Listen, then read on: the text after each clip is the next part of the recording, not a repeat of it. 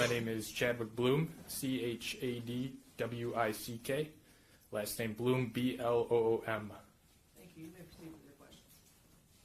Thank you, Your Honor. Sir, could you tell the jury what you do for a living? I'm a detective sergeant with the Michigan State Police. I'm currently assigned to the County of Macomb Enforcement Team, which is a narcotics team. Previously, I was assigned to our Special Investigations Section and assigned to the Detroit Homicide Task Force for a while. And how long did you spend with the Homicide Task Force in Detroit? Approximately 6 months. And what is the Homicide Task Force? Homicide Task Force is a collective of detectives from different agencies, and we investigate a number of different crimes, generally violent crimes, that have certain thresholds or criteria. Okay, and as part of your role with the Homicide Task Force, were you involved with the investigation into the death of Samantha Woll? Yes, I was. And can you tell the jury, just as a general matter, what the scope of your involvement was?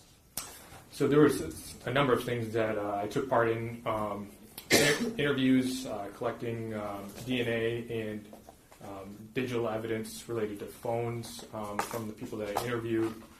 I participated in surveillance, searching a couple different residences, deploying a tracker.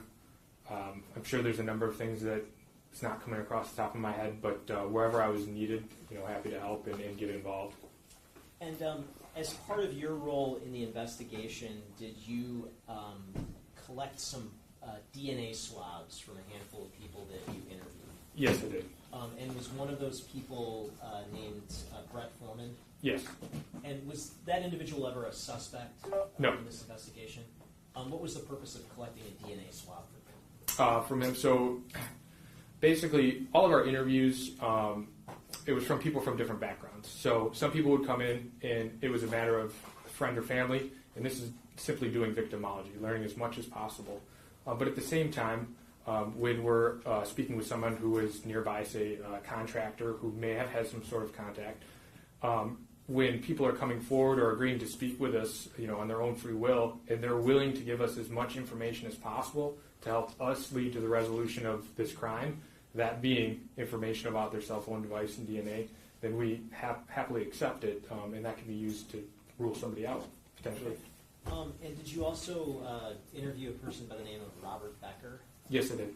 And did you take a DNA sample from him too? Yes, I did. And did you also interview a person by the name of Roy Ball? Yes.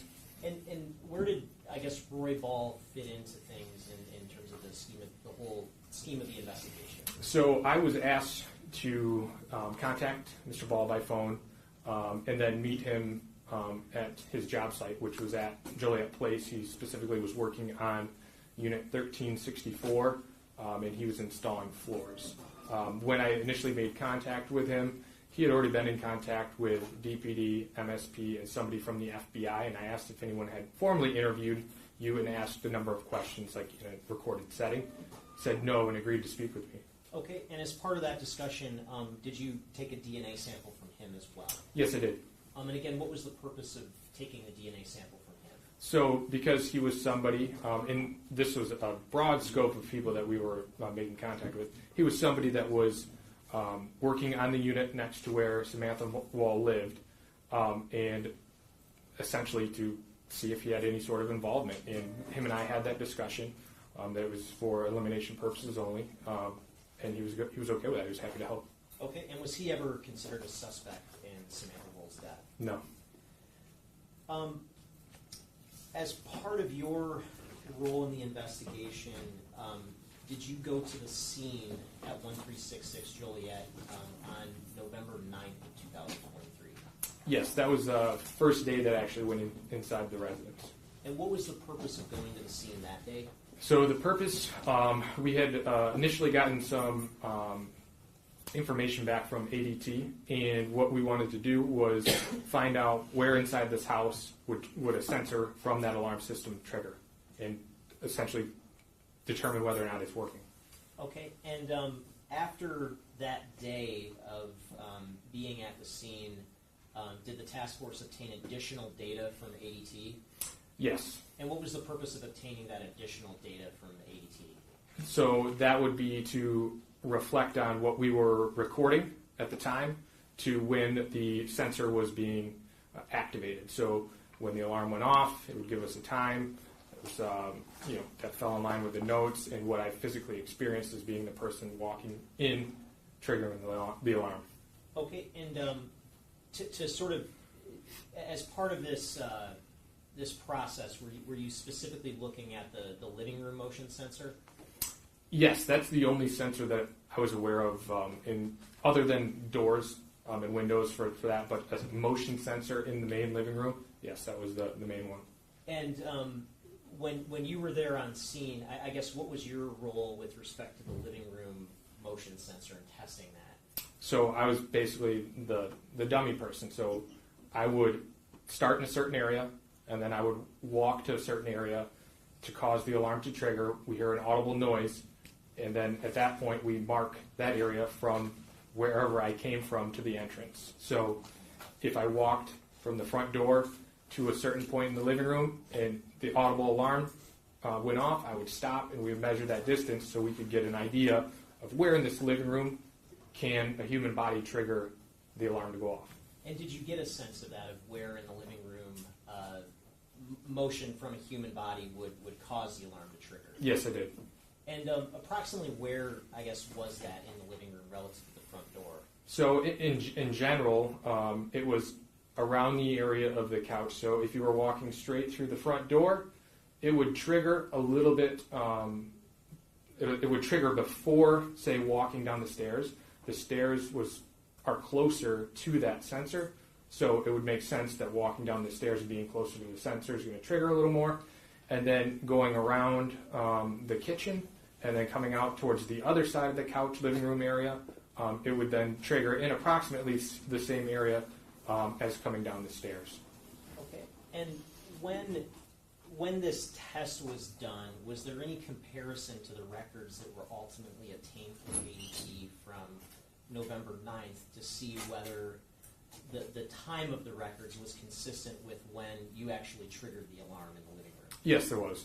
And based on that comparison, were you able to make any determination as to whether those times were accurate in the records? Yes, on the 4 events, or I should say tests that we did where I walked from upstairs, I walked from the front door into the living room, through the kitchen into the living room, and from the basement up into the living room, those were consistent with the times recorded as with the returns from ADT. Okay, and as part of your role in the investigation in this sort of early stage in October and early November of 2023, did you make any efforts to try to get assistance from ADT to help explain some of the data? Yes, I did. So I initially reached out to ADT's legal down in, I believe it was Boca Raton, Florida. I spoke with a representative over the phone. I explained the situation that we had. I requested a technician or somebody that services ADT products to come aid in our investigation in case we had any specific questions related to how the system works in the house. And I also asked for details on the initial readout that we got from the search warrant response from ADT. And I was told that a technician was not going to be coming out, and I was given very little information on questions that I had as far as the readout went. Okay, and so was ADT, I guess, helpful at that stage in the investigation, other than just providing the raw data? Other than producing the data and the transcripts, not really. Okay. And were you aware from the prior data obtained from ADT that the system wasn't armed on the actual date of Ms. Woll's death? So once you were able to compare the second returns after the tests, then you could physically see the readouts showing armed and disarmed. On the original one that we got for the date of the crime, there was no arming and disarming. In fact, there was reminders that were getting pushed to the phone and to the module, or at least that's what the readout showed, as arm your system. So, okay. And just to be clear, when you were doing the test, the system was armed and so you would do something to trigger the alarm to go off, correct? Correct, yeah. Detective Stockmeyer was the one operating the device from Ms. Woll's phone. I was the one triggering it. And the reason why we had to set the alarm was if we didn't set the alarm, there would be no audible noise to tell us when that sensor was indicating. So we had to set the alarm in order to figure out those distances. And after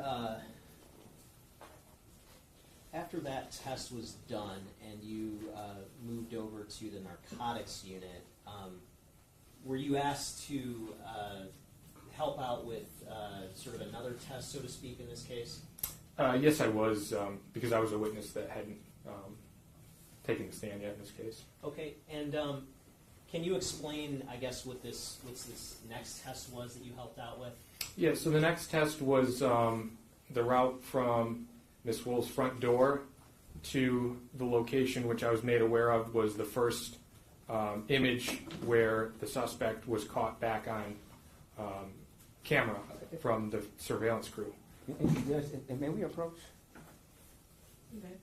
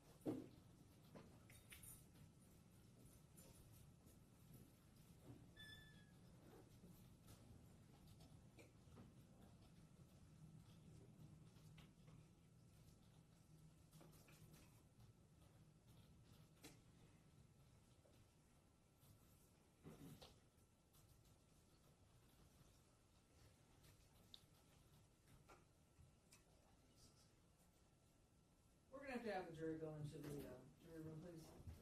All right, the jury.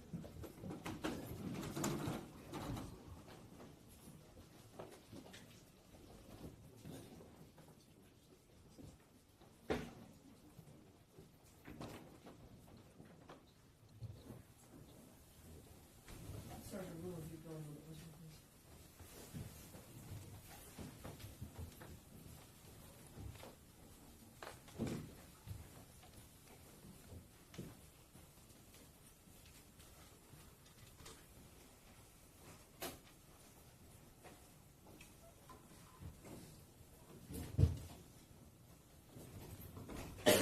No objection, Mr. Brown?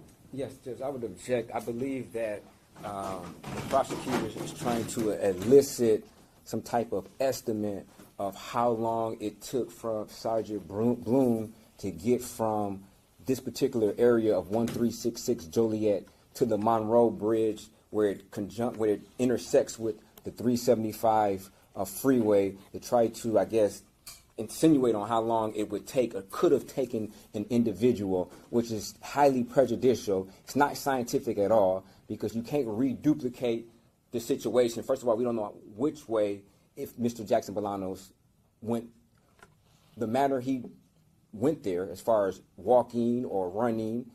The weather's not going to be able to be reproduced, such as what time of day it was, whether or not there was traffic or not. In his particular situation, they had Michigan State Police block off a certain streets, which would not have been the case in Mr. Jackson-Bolanos' situation.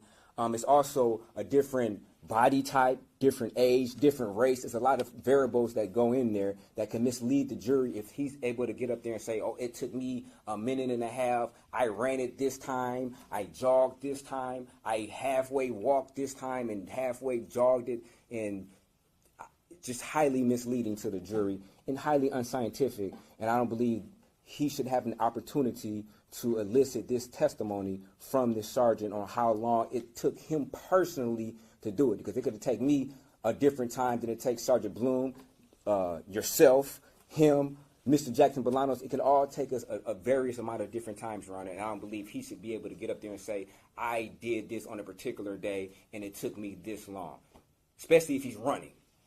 Response? Judge, The whole reason that the defense asked for a scene visit in this case was to try to raise this argument that it's impossible to cover the distance from Miss Woll's residence to that point on the bridge that we saw on the video in the period of time in question. The defense made the claim in opening statement that the timeline is virtually impossible. That was the direct quote. But in fact, what we have is a situation where the motion is detected at 4:20 a.m. The motion ceases, or at some point between 4:20 a.m. and 4:22 a.m. when the motion detector is in idle mode.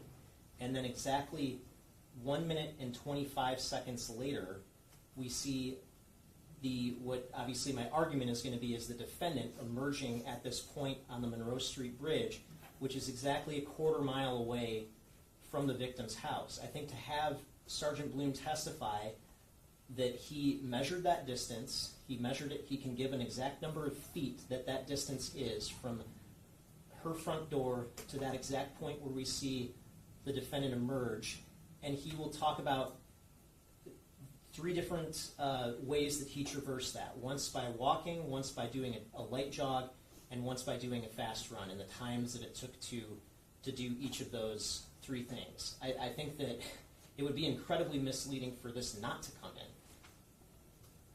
And I don't understand how it'd be misleading. It'd be misleading for it to come in.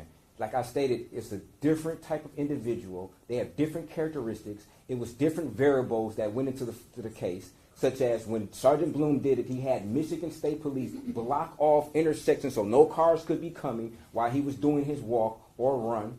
And the jury would be able to make their own conclusions. It's like if you brought in a professional runner and said he could do something, Sergeant Bloom may be in better shape than Mr. Jackson-Bolanos as far as his ability to run. So just because he did it, that doesn't mean that it's possible for Mr. Jackson-Bolanos to do it. And I think it's highly misleading for him to get up there and say what he personally did in a very controlled environment, super controlled environment, when he had everything in his favor. Nothing would have been able to get in his way in, as far as progress, as far as running. And that was not the case with Mr. Jackson-Bolanos. And they can't say what way Mr. Jackson-Bolanos actually went from her house, if he was even in front of her house. There's no evidence that would substantiate that Mr. Jackson-Bolanos was even in fact at 1366 Joliet. I haven't heard anything thus far during this trial that would lead anybody to believe for a fact, or even close, probable cause, that Mr. Jackson-Bolanos was in fact at 1366 Joliet. She was found... Except the blood, obviously, that's going to be coming in. And she was found at 1368 Joliet, not 1366 Joliet, where another witness found her at that particular location. There's no evidence whatsoever to substantiate that she was there. And furthermore, like I stated, this was a very controlled environment which Sergeant Bloom operated on when he made this particular run, or he made a walk. And there's no way to say that he was walking at the same speed. When we saw Mr. Jackson-Bolanos, he was walking. He was walking very slowly. The videos I saw, Sergeant Bloom did not replicate that same gait, that same walk, or that same pace at all. He moved much faster. So it would be very misleading for him to get up there and say, oh, I walk, when he was speed walking. There's nothing that showed Mr. Jackson-Bolanos in the video that we saw who was speed walking. He was walking very casually across the Monroe Bridge. He was walking very casually when he walked in front of the casino, very casually. But Sergeant Bloom, to the contrary, was not walking as casual or at the same pace as Mr. Jackson-Bolanos. So for him to get up there and say that, oh, I walked, that would be misleading because they were not walking at the same pace, not even near the same pace. And Judge, this all goes to weight. He can cross-examine on that issue, but we should be allowed to confirm the exact distance and how long it takes for a human being to traverse that distance. And by the way, we're going to get to the interrogation video where about a half dozen times the defendant himself says that he ran away from that area. Ran away. Not walked, he ran away. They can play the interrogation video, and then the jury can draw whatever conclusions they want from it. In the totality of the circumstances, taking that with the video that they see of him actually walking, they can take it for whatever they want. But for him to say how fast a human being could run it, that is highly misleading. Now, he can say he calculated the distance from that particular area to where Mr. Jackson-Bolanos is first seen. I have no problem with him saying what the distance is. But for him to say how much time it took him personally to do it, and he's the only individual that did that, Judge, that's just highly prejudicial. Judge, if I may. And it's I'm trying to understand how this is prejudicial. And it's misleading. This is, again, it's what they're trying to do is mislead the jury into thinking that this is an impossible feat for someone to cover a quarter mile in 1 minute and 20 seconds, which is a ridiculous proposition. And I mean, that's all we're doing is rebutting a ridiculous proposition with facts. And that's not a fact. First of all, this is not even a scientific fact at all. This is, like I said, this is a very controlled environment. And then furthermore, what we said is impossible is for him to be able to go into this apartment, do all of this, and was stated that he allegedly did, and then get there at that amount of time. Not that he can't just get from that particular location there. So he maybe doesn't understand what my argument is, but there's no misleading. If anybody's trying to mislead the jury, it's him. He's not looking at the facts from what they are. And it's very clear that what was stated during my opening, what my theory was as far as that. And so for him to keep insinuating that I'm trying to mislead somebody, maybe that's just projection. Thank you, Judge. Also, just to touch on what he said as far as us requesting that the scene be viewed, the reason for us to do that is to avoid a situation similar to what it is that he's attempting to bring in right now. To have them each view with their own eyes what they could perceive that to be is in fact the proper use of evidence, Judge. The evidence speaks for itself. It is them viewing this, it is them interpreting it for themselves and personalizing it themselves. The credibility that they would weigh that to be. What he's suggesting to do now, again, to Mr. Brown's point, is in a controlled way try to show something that there's no factual depiction that can even have weight to say that it's the same individual of the same build, of the same athleticism, of the same capabilities, at the same pace. Judge, it truly doesn't fit the purpose for which he's trying to bring it in. And all of that comes out on cross-examination. And the fact that you're saying it was a controlled environment, it was 4:20 in the morning. There is not a lot of traffic running through those streets at 4:20 in the morning. How do we know You that? don't see any on the bridges at that time. Judge, I would argue that we do. We do see traffic. There were several times throughout the video that we were able to see traffic. At 4:20 on that bridge? Yes. And people are striking out there. Yes. It's multiple people out there at that particular time. Walking, yes. Yes, walking. Yes. But there were cars as well, Judge.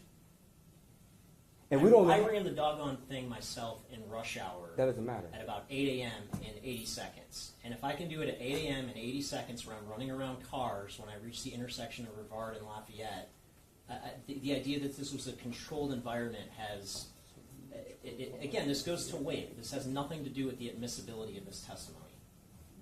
Judge, So- again, I don't think that we would argue if he wants to just Say the have him distance. testify to the distance, that's fine, but there's no need to introduce a video of different... I'm not introducing a video. Or asking him how long he ran it.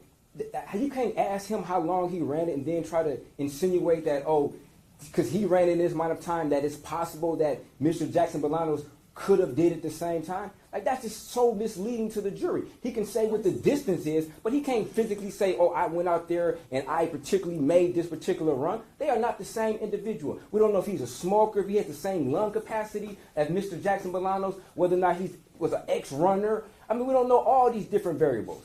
So for him to say that he did this in a particular amount of time is totally misleading to try to insinuate that Mr. Jackson-Bolanos could have done the same thing. Like, it just is. Now, if he wants to say the distance, that's fine. But for him to get up there and say, I personally ran this distance at this amount of time, it's just totally 100% improper and just cannot be allowed. So all of your arguments go to the weight, not the admissibility. And all of that can be brought out during cross-examination, that he is not your client and that he may have different characteristics than your client. But I think it is admissible evidence, and it's not more prejudicial than probative. It's more probative than prejudicial. So it will be allowed to come in. You made your record. Let's bring the jury back out and the witness.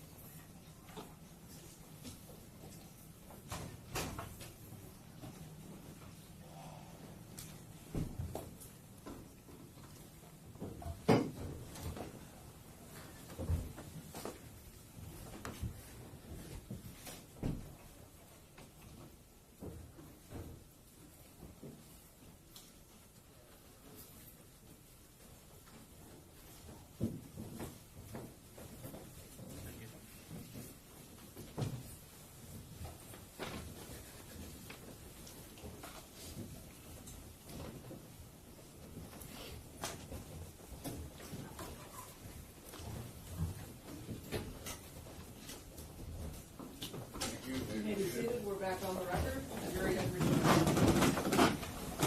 You may proceed with your questions.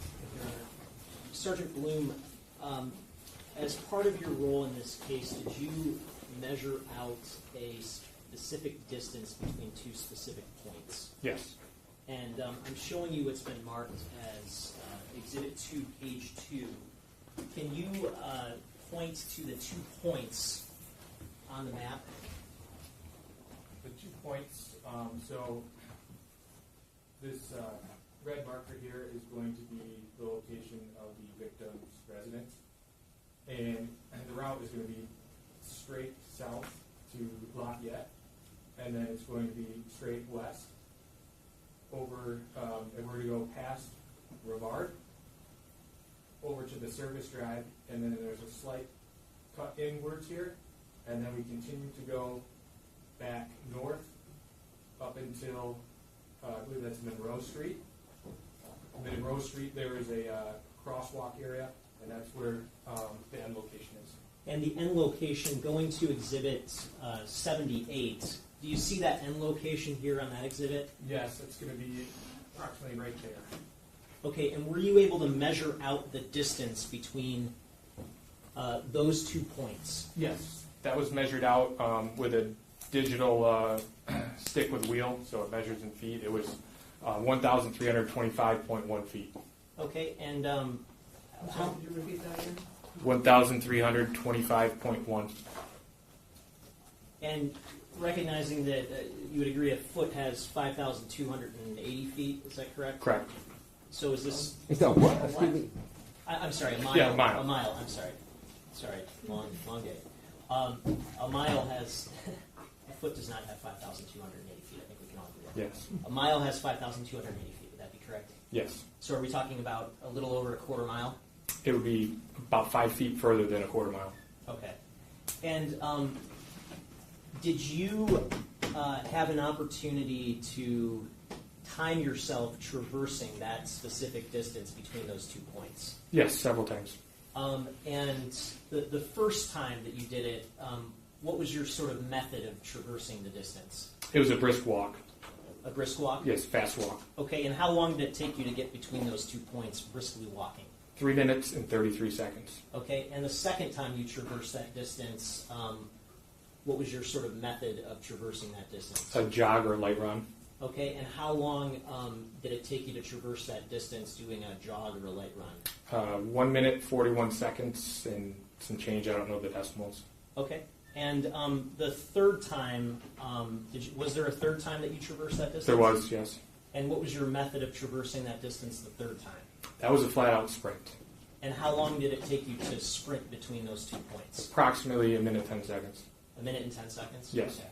And are you, what's sort of your background with running? Like how good of shape are you in as a runner? So, just to be fair, I'm not a runner, but I do exercise daily. I don't run frequently because I have osteochondritis and 2 screws in my right knee. That being said, I still do have to run for my job duties, so I do cardio in other ways. Okay, so you're fair to say you're in pretty good shape, though, as a runner? Yes. For short distances, at least? Correct. Okay.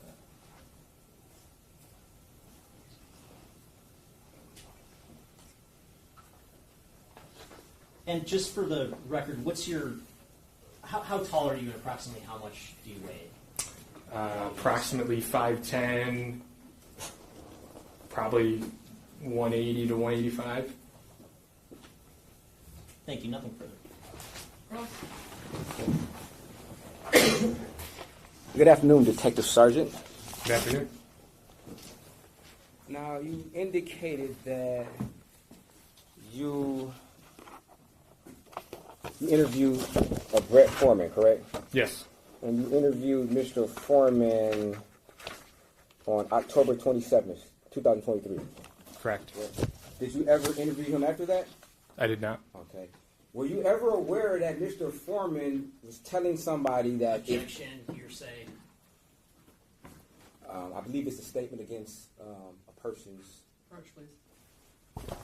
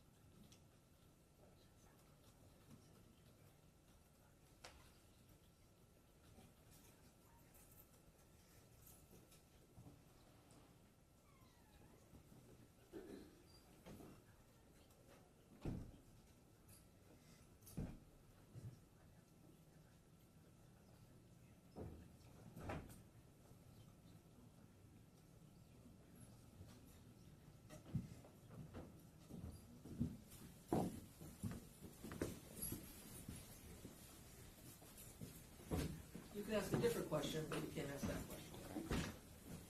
question. Detective Sergeant, have you ever interviewed Lydia Bates as part of the investigation? The name does not ring a bell. Doesn't ring. Lydia Catherine Bates doesn't ring a bell? No. Okay.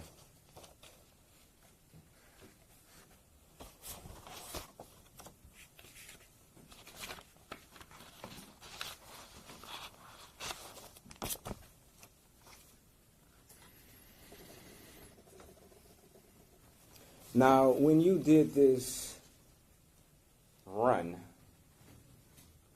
you had the assistance of Michigan State Police, correct?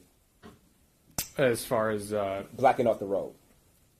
yes, it did. They blacked off traffic, correct? So you can have an unopposed run from one place to another, correct? It was blocked off at Rivard and Lafayette just for my own safety. Okay. And are you a smoker? No. Okay. So you would say you have relatively good lungs, correct? Yes. Okay. And you stated you were able to sprint a quarter of a mile? Yeah, I was gassed. It was difficult. Okay. It was all out. Yep. So it'd be fair to say after you ran that, you were kind of trying to gain your breath a little bit, correct? Yes, I had to recover before I did You recovered? the other Okay. test. Do you know approximately how long it took for you to recover? Drove back to the location, got in contact with air to make sure that they were ready. We just reorganized the troops to be in the right spot, and after that, it's a short amount of time. And So you would say you were in very good shape if you were able to sprint a quarter of a mile and have relatively low recovery time? it's probably 5 minutes at the minimum. 5 minutes? Okay.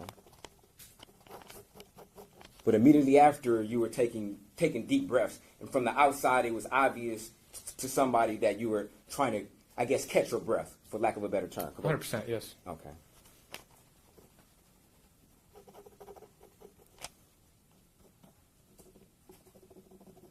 And afterwards, you stated that.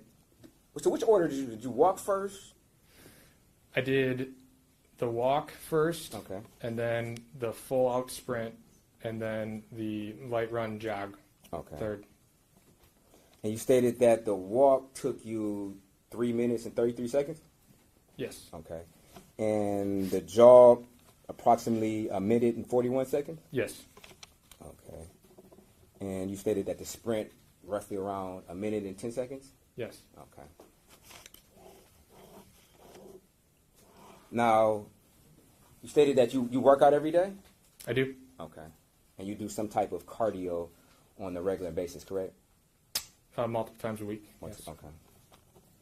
Does that consist like jogging on a treadmill? No, I like I said before, I don't do a lot of actual running for cardio because of my knee issue, but I do ride the Peloton. I lift weights 5 days a week. If I want to do a heavier cardio workout that doesn't involve running, I'll just do like a circuit of multiple of exercises. Okay. And you also stated that you went to 1366 Joliet on November the 9th to perform some type of system test on the ADD system, correct? Yes, there was several of us that were there. Okay. Would it be fair that during that time you were, I guess, testing the threshold of when this particular motion detector would be able to detect motion, correct? That was the goal. Okay. And did you ever test to see what threshold it would be as far as the height of the motion detector? Meaning, like, at what point in time or what, I guess, height level that the motion detector would not be able to detect motion? Specifically regarding height, Yes. no, it was me walking through the apartment to trigger. Okay. Did you ever try to simulate, like, crawling on the ground or anything to see if the motion detector would be able to detect that? That I did not. Okay. And would it be fair to say that during that particular day on November the 9th, you never tested to see how long it would take in order for the system to go into idle mode after motion is detected? That'd be fair, correct? So at that time, I didn't know what the idle mode meant. Okay. So the sole purpose was just to trigger the alarm and to make measurements. That's Okay. it.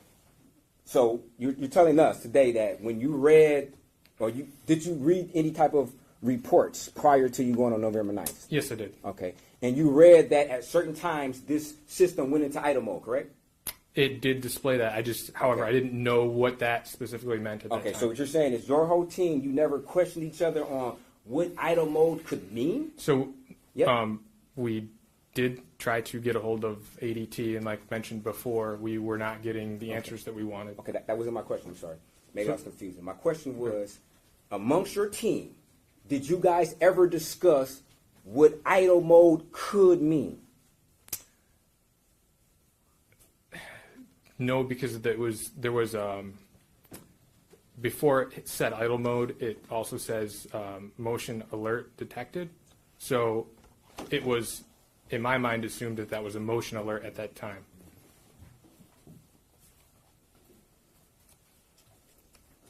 So you would agree. So I'm sorry. Say that you said that you saw a motion alert before idle, correct? So yes, there's different alerts that show, and the motion alert idle shows after the original motion alert detected. Okay. However, we were not given the information that we were requesting to interpret what we were seeing. So at that time, I had assumed that it was due to motion. Okay. And you also agree that when it says idle, it says living room motion, DET, sensor 4, idle mode. You'd agree that that's all in the same phrase, so to speak, correct? As it reads on the line, yes, that's correct. Yes. So you're telling us that at no point in time you never came to a conclusion that idle mode was in response to the motion? So it was made aware to investigators. However, during this time in particular, on November 9th, we did not have that information. We now do know what that information means. Okay. And I believe another witness has already testified to that. How would you know that? That another witness testified to that? That ADT was a witness. Oh, did you listen to that person's testimony? No, I did not. Were you made aware of what that person testified to? No, I spoke with the prosecutor. And were you made aware of what that person said? Not what that person said, the information the prosecutor had shared with me, because we were going over, obviously, my testimony about ADT. Okay. Right? So if it's new information made aware to me, it is what it is. And at no point in time did you ever personally go back there after learning what idle mode was. You never went back there to try to recreate a scenario of when this system would go into idle, how much time it would take after motion is being detected, correct? I personally did not, and I've Okay. been out of the unit Okay. for several months now. Several months. Several months. Okay. For how long? I want to say sometime in March, I moved to In March? the narcotics team. Okay. But you were still on this case back in January, correct? I was, yes. And you were aware that a preliminary examination was held in January, right? Yes. And you were aware that that particular question was asked at the preliminary examination on when the system would possibly go into idle mode. I correct? didn't watch the exam, and I wasn't a witness in the exam, so I cannot tell you. Okay. You had conversations with Trooper Stockmeyer, though, correct? Not about her testimony during the exam, no. Okay. So it was never posed to you? No, it was never brought up to me, sir. Okay. Yeah. Okay. Now, you stated that based upon your testing of this location, you stated when you go down the steps to the basement, it would trigger the motion? No. When you, if I had an image for reference, I think it'd be a lot clearer. Okay, if I could borrow this. This is? Oh, no, sorry.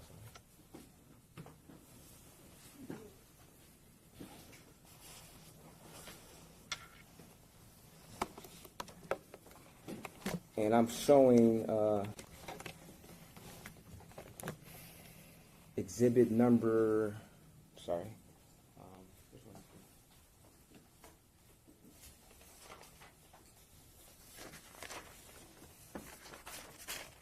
Just for the record.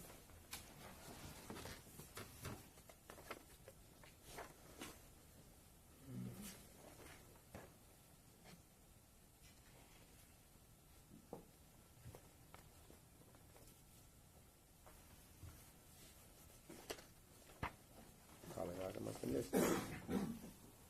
This one.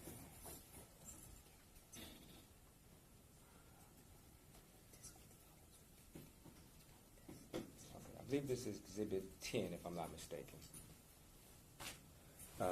Would you be able to illustrate on this picture, or would you like me to scroll to another picture? No, this would work, sir. Okay. If you could illustrate, just for the record, where you meant that you would have to be. So I would have been in the basement, walking up the stairs, where the sensor's at, so you can get some sort of an idea. The front door of the residence is going to be down this hallway. I'm sorry. Down this hallway right here. Directly back is going to eventually hit the glass of the back of the condo. And in the corner, so if you can imagine going all the way back to the glass, in the upper corner is where that sensor is going to be. So when I walked up the stairs and then turned the corner and began to walk into this area, at approximately 213 inches from the front door, that sensor went off. The alarm went off. Okay. You see this what purports to be a footprint right there? I can see that there's blood. Okay. You would agree that this particular area right here would be in a position to activate the motion, correct? So there's actually several locations Okay. that would activate. Would you agree that this specific area, not other ones, this one would activate the motion? In this area, yeah, this general area Okay, right, is an area that would activate. Yes. Okay, thank you. And were you able to go to the scene on October the 21st to view the scene? No, my first involvement in the investigation, I believe, was Sunday the 22nd when all of homicide got together to brief the case. I never responded to the initial scene. Okay, were you able to go to the scene on October 22nd? No, the only time that I went to the scene, okay, I should say, the only time I went inside the apartment was on this day. I was aware of the location and had been outside. I don't remember the day in particular. Okay. Now, going back to this exercise section you had, I guess, so to speak, for lack of a better term, how fast were you walking when you had that brisk walk? How many miles per hour? I couldn't tell you how many miles per hour. Could I have walked faster? Yes, but the reason why we did the three different kind of scenarios was to just kind of gauge how long it would take to walk fast, to jog, run, and to sprint. Okay. So it was just a fast walk. If you were in a hurry to get somewhere, okay. That's about how fast you go. Okay, but don't you think it would have been more helpful if you were able to give us an accurate or approximate miles per hour that you were walking in each of these tests? I'm sure there is a math formulation that we could find where we could use the time and the distance to determine that.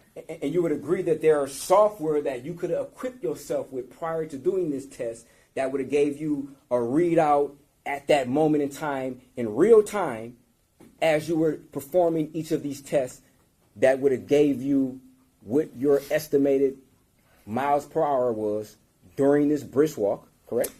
Are you referring to like an application on a phone or? Application on a phone, a watch, a handheld device. You would agree that there's somewhere, some device in the history of this universe that you could have equipped yourself with that would have gave a live and accurate readout on how fast you were moving on each of these tests. You'd agree to that, right? There's probably something that could show how fast you're moving. Yes. Are you not sure? No, well, what the application, whichever specific one you're referring to, it's going to use the same thing as mathematics. Okay. How long it takes to get to a certain distance traveled. Okay, and how long you been in law enforcement for? 10 years. 10 years. And you would consider yourself a very resourceful individual, correct? Correct. Somewhat. If there's a problem or issue or something I need to know, Okay. Yes, I'll. And you've been involved in task force and investigations for a number of years, correct? Correct. Okay. So you're saying with your knowledge and your experience, you're not 100% sure that there is some type of device that exists in this world that could have gave you a live and accurate time, speed on how fast you were moving when you did these three tests. Is that what you're saying? Objection. It testified to the distance and the time. There's nothing. The device is called a calculator. That's what can calculate the speed. Your Honor, is he testifying for him? I mean, it sounds like he's testifying. You already said it's mathematics, counsel, and you've asked the question several times, and he's answered. I asked a different question. Now I ask whether or not he knows of this, or he, during his investigation or his knowledge, is he unsure of whether or not such a device exists? Answer. Yes, there are devices that do exist that could probably do what you're saying. If I may, real quick, Okay, I was given thank you, sir. 3 hours notice. Sir, on thank you, this. sir. Thank you. And prior to you doing this test, you did not equip yourself with such a device, correct? No, I did not. Okay. Don't you think it would have been helpful for you testifying that you would be able to give an answer on how fast you were actually moving? I was given just several hours to come down. The helicopter was already ordered. I was already working in my Comet capacity in So regular clothes. I mean, I didn't have a lot of time to do. okay, just the helicopter was ordered. Did you order the helicopter? No, I did not. The helicopter just doesn't show up at a moment's notice. You have to take steps in order to make sure the helicopter is available, correct? Yes, I didn't do You that. have to make sure that the pilot is available, correct?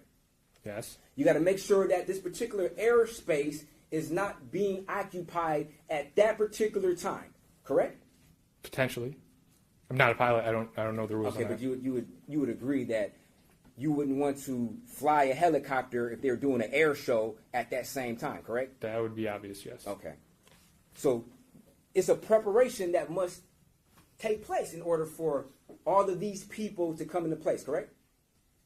For this event to happen, correct? Wasn't that many people, but there are steps that need to be taken. There's a pilot. And you also had multiple units to block off traffic, correct? There's one patrol car Okay. And you got to make sure that that patrol car is available, correct? that we did that at the last minute. Yes. Okay. And you got to make sure that whoever's operating that car is available, correct? Yes, but we have Okay. troopers on duty Okay. in the city all the time. Yeah, I mean, I don't want to cut you off, but it's yes or no. I mean, if you had to do it, just Okay. tell the truth. And they had to contact you to make sure you're available, correct? That was arranged by somebody else, as far as the I mean- patrol cars go. Okay, but they had to make sure you weren't on some other investigative mission at that time before they did it, correct? I was contacted and asked to come down. Yes. Okay. So you'd agree that there were multiple moving parts in order for you to do this test prior to you doing it, correct? Sure. Yes.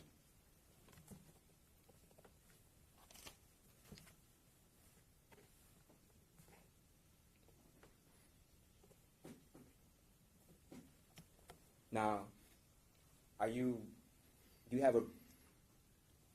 health conscious as far as your diet, what you put into your body? Somewhat. Yeah. Okay. Now, I would assume since you work out, you try to stay healthy, correct? Try to stay healthy, but obviously with our job, you have to eat on the fly sometimes, so it's not always the best choice. I mean, that's the same with everyone, right? I don't know. I mean, everybody's different, but you would agree that you at least try to take an effort to put the right things, Yes. or what you consider the right things into your body, correct? Yes. Do you take vitamins? Yes. Okay. What type of vitamins do you take? Just a multivitamin. Multivitamins? Okay.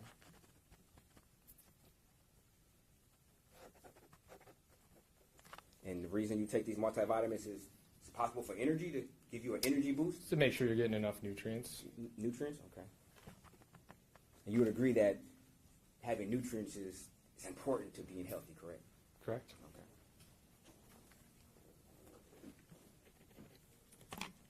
Are you, I'm not asking you what medications, but are you on any medications? No. Okay.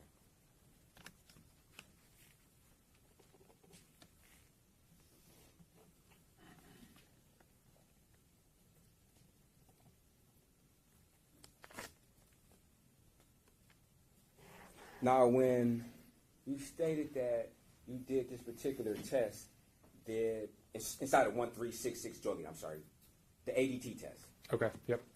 did you indicate that Stockmeyer had Ms. Wall's phone? Yes, I believe that was how she was setting and resetting the alarm. Through the phone? Okay. Do you know if any settings were changed on the ADT system? I'm not aware of anything like that. Okay. So, but you weren't. I didn't actively change any settings, Okay. And so you I'm not aware of it. And you can't say whether or not Stockmeyer herself changed any settings, correct? Correct. Okay. And if she were to change settings, you wouldn't know about it, correct? I guess. Okay. Yes? I wouldn't know about it. Oh, okay. Yeah.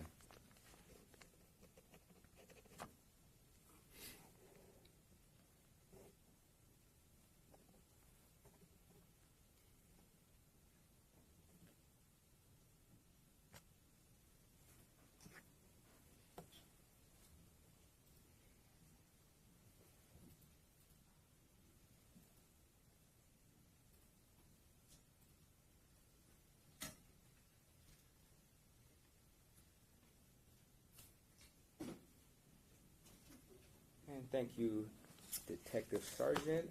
No further questions. Questions from the jury? Write down, counsel approach.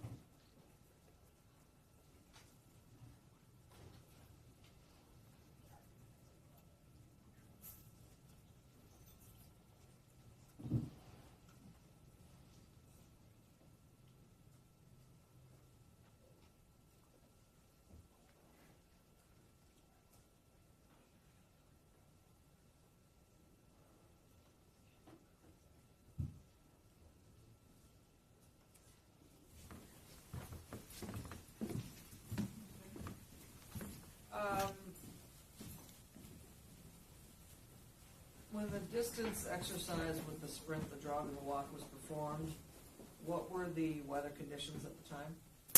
It was partly cloudy. It was daytime. It would have been in the evening. I believe around 6 p.m., maybe a little later. It was warm outside. Approximate degrees? Shorts and t-shirt weather, so 70s. Okay. And then when that was performed, was each distance trial performed at roughly a constant speed? No, so when I did each distance, it was that one time. So when I did the walk, I just did the walk when the helicopter was ready. No, well, they're asking, was it a constant speed when you were doing the walk? Oh, yeah, so it was the consistent speed from when I started throughout the entirety of the walk. Same with the light jog run. And then with the full sprint, obviously if you're sprinting as fast as you can, you're not going to maintain the same speed for the first several hundred yards. So you start to gas out and slow down towards the end. Anything further based on those? Yes. When you did this particular test, you would agree this was like 2 weeks ago, correct? Yeah, probably 2 weeks ago or so. Okay. Just to be clear, you didn't perform this test back in October or November of last year, correct? I did not, sir. Okay. And you only did one run test, one jog, and one, I guess you classified as a brisk walk test, correct? You only did one of each, correct? That were recorded. I did do a jog with a brisk walk prior to, just because I wasn't familiar with the route. And then once the helicopter was ready, Okay. we did those three. But as far as you testing, you only did one jog, one brisk walk, and one sprint, correct? Correct. You didn't do any additional tests of the same caliber in order to, I guess, get a constant or get an average between the two sprints, or maybe 3 sprints, or 3 or 4 jogs, or 3 or 4 walks. You didn't do multiple tests of the same type of movement in order to get an average. That'd be fair, correct? That would be fair. And you didn't go back on another day to try to do the same test again. No, sir. Okay. And you also stated that you don't know, you did a constant speed, or what you, I guess, somewhat of a constant speed. But once again, you didn't have any type of device that you would be able to tell you what your speed was in order for you to be able to come into court and say, during this sprint, I maintained an average speed of X. Yes, I don't have that. Or during this walk, I maintained an average speed of Y. Correct. I don't have that. No further questions. Any further? Any other questions? Thank you, Mr. You may step down. Thank you, Your Honor.